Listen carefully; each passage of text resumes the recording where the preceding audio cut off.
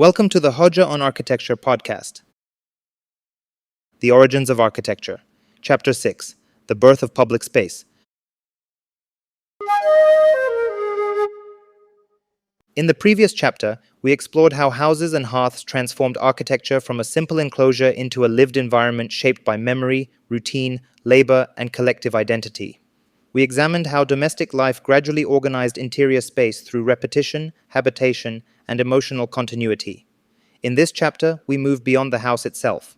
The discussion shifts from domestic interiors to shared environments, from private routine to collective interaction, and from habitation to the emergence of public space. Public space is often associated with cities, institutions, and formally organized urban environments. Squares, streets, markets, assembly halls, and civic centers are typically understood as products of advanced societies rather than early settlements. Yet the origins of public space precede urban civilization itself. Long before monumental cities emerged, human communities were already creating shared spatial environments that structured gathering, cooperation, ritual, exchange, and collective identity. The emergence of public space represents one of the most important transformations in architectural history because it marks the moment when architecture begins organizing not only domestic life, but social life at a communal scale. Earlier shelters primarily mediated relationships between family groups and environmental conditions. Public space, however, introduced environments where collective interaction itself became spatially structured. This transformation emerged gradually through the increasing complexity of settled life. Agricultural continuity, permanent settlements, and population growth intensified social interaction beyond the scale of individual households.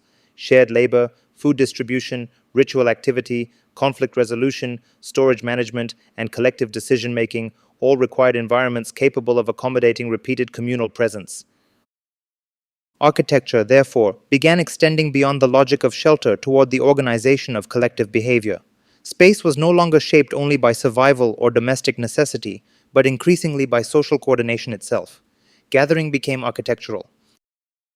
At the same time, these early public environments should not be understood through modern assumptions of clearly separated public and private zones. In many early settlements, boundaries between domestic, communal, ritual, and productive activities remained fluid.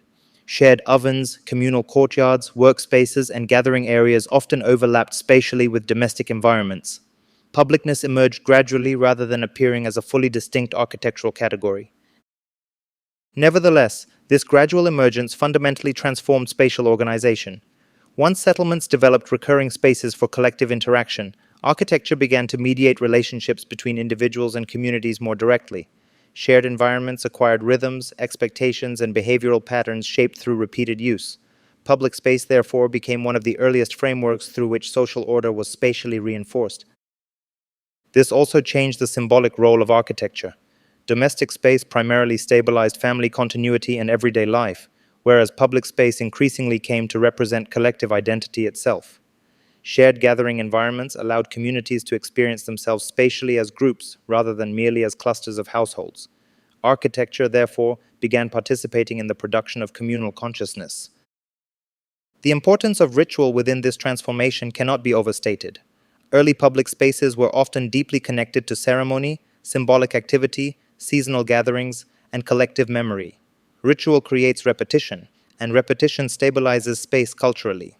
Once certain locations became associated with recurring communal events, they gradually acquired symbolic significance that extended beyond their immediate practical use. This process contributed directly to the emergence of architectural centrality. Certain spaces became focal points within settlements because collective attention repeatedly concentrated around them.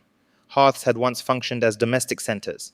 Now, communal gathering areas began functioning as social centers. Architecture increasingly organizes visibility, participation, and collective presence spatially.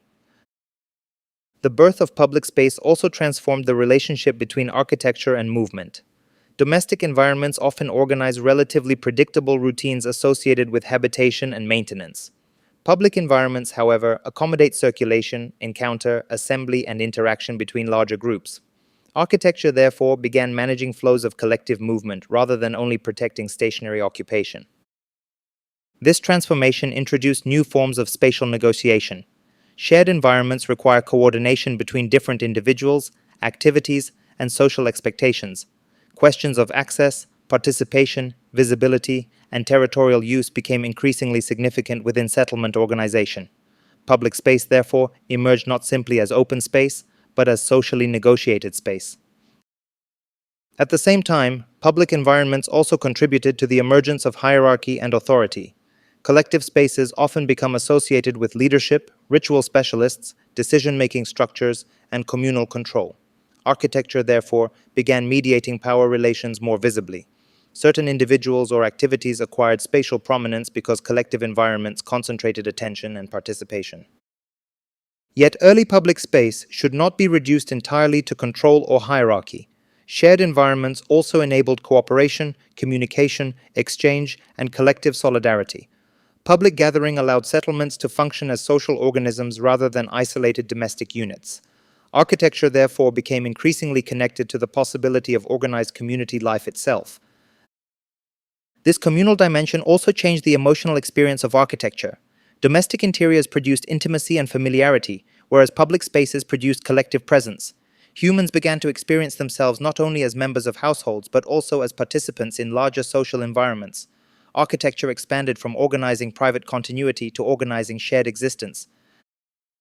The emergence of public space additionally transformed the relationship between architecture and scale.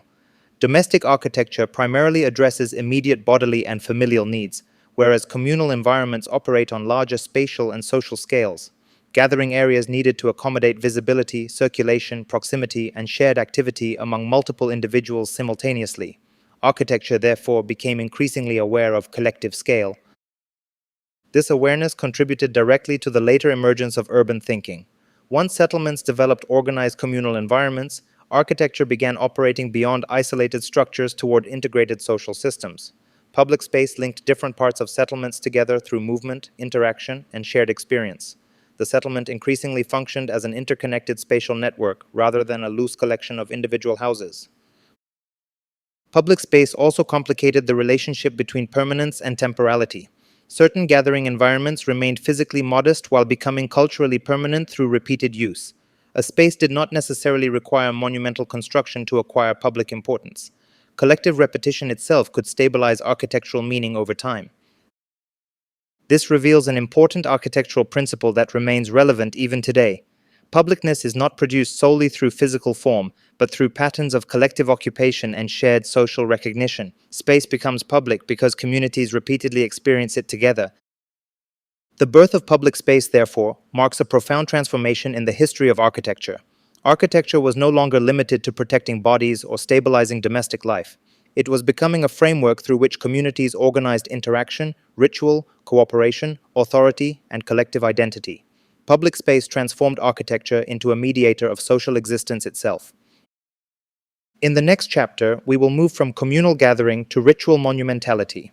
We will examine how collective belief systems gradually transformed architecture into symbolic and ceremonial form through ritual structures, sacred environments, and monumental construction. The discussion will shift from shared interaction to symbolic permanence, from communal organization to collective belief, and from public gathering to the architecture of monumentality. Because once communities learned to gather spatially, the next transformation became inevitable, learning to represent shared belief through architecture itself.